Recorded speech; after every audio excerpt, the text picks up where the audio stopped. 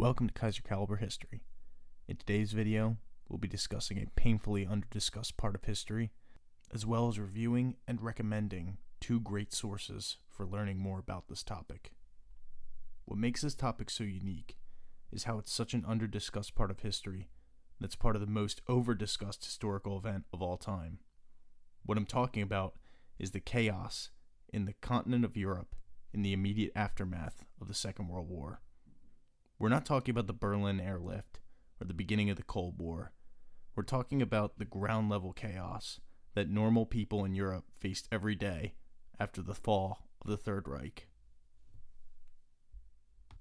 In the United States, when being taught about the end of World War II, we're either focusing on the beginning of the Cold War or how the Americans celebrated with ticker-tape parades and sailors kissing nurses. But what we're not taught is how during this time, the people of Europe were still fighting for their lives, no longer against the Third Reich, but against one another. Displaced people, retribution, ethnic cleansing, violence against women, starvation, and much more faced the people of Europe. It's an incredibly interesting topic, and tragically little known. So how did I come about it? Completely by accident, actually. While browsing Hulu on a rainy Sunday afternoon for history documentaries, I happened to stumble upon a film called After Hitler, The Untold Story. I didn't know what it was about specifically, but it looked interesting, so I thought I'd give it a watch, and I was just blown away. I couldn't believe I hadn't known all this madness was going on directly after the war, and I considered myself to be somebody very well versed in World War II history. Needless to say, I wanted to know more. So I searched, quote, chaos after World War II, quote, into Google, and came across an article, which I'll link in the description. What was in this article was an introduction to probably the most comprehensive source on this topic, and that is the book Savage Continent by Keith Lowe. This book is thrilling, heartbreaking, and amazingly informative. After reading it, you'll have a very gruesome yet clear picture of what the continent of Europe looked like directly after World War II. So what I'd like to do in this video is give a brief review of both sources and let you know what you'll be getting out of each if you decide to investigate them further. I highly recommend both and guarantee that if you take the time to read and watch, you'll absolutely learn something new about the history of World War II, even if you're a buff. We'll first start with Savage Continent. This is a book which seeks to give an in-depth look at four main themes that contributed to the chaos of post-World War II Europe: the legacy of war, vengeance, ethnic cleansing, and civil war. This is how the book is organized. It has an introduction section that paints a horrific and chaotic setting for the four sections to come. It's obviously much longer than this, but the following are a few sentences. Quote, imagine a world without institutions. It's a world where borders between countries seem to have dissolved, leaving a single endless landscape over which people travel in search of communities that no longer exist. There are no governments anymore, on either a national scale or a local one. There are no schools or universities, no libraries or archives, no access to any information whatsoever. End quote. Again, these are only the first two sentences, and the rest is so intriguing they can't help but be curious, yet horrified to find out what will go on in this hellscape that Lowe describes. It's almost as if he's describing the setting of a post-apocalyptic world that a science fiction novel takes place in, but he's not. All of this was very real and happened to real people, and that's the most powerful part about this book.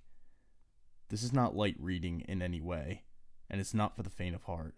There are graphic descriptions of murder, women being violated, and torture.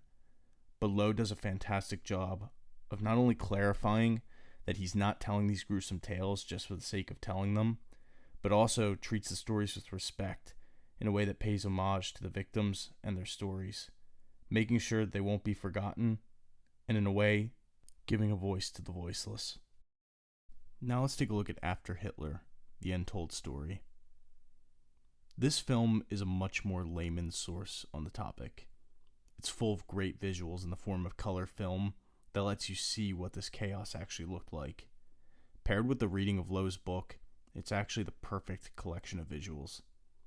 This film is less comprehensive about everything that was going on at the time, and chooses to focus more on the physical destruction, the violence, and the displacement of peoples, whereas Savage Continent dedicates the entire second half of the book to the political consequences and the ethnic tensions in the individual European states. The film also pays more attention to the ways in which the destruction was dealt with, how rebuilding took place, and how the people tried to return to their ordinary lives. So this film definitely shows a lot more about how Europe began to come out of the chaos and goes into the cleanup and reconstruction effort a bit more. Along with touching on the rebuild, it does also show a bit of the higher level events, such as the political dealings that would lead to the Cold War. What's interesting, though, is how the film always connects back to how these dealings affected the people on the ground in Europe, rather than focusing on the geopolitical events of them. How the people lived amongst the ruins is also a subject that is touched on, and it's visualized brilliantly by the film. Overall, I'd say this is a good introduction to the topic of post-World War II chaos. It sparks interest in the topic and makes you want to know more, and prompts those interested to research further, like myself. As you can probably tell by the multiple comparisons of these two sources throughout this review, I very much believe that these should be paired together if you decide to research this topic. They complement one another very well, as one provides an in-depth analysis that the other does not, and the other provides powerful visuals that the other does not. If this topic seems in any way interesting to you, please do investigate, because it's interesting and it's very important. The people that went through these horrors deserve to have their stories heard, and as students of history, I believe we're obligated to hear them and learn from them. Thank you so much for watching. I hope you enjoyed this video and learned something from it. Links for further information on these sources are down in the description below, and please do give the documentary a watch and give the book a read. It will be well worth it. This has been Kaiser Caliber History.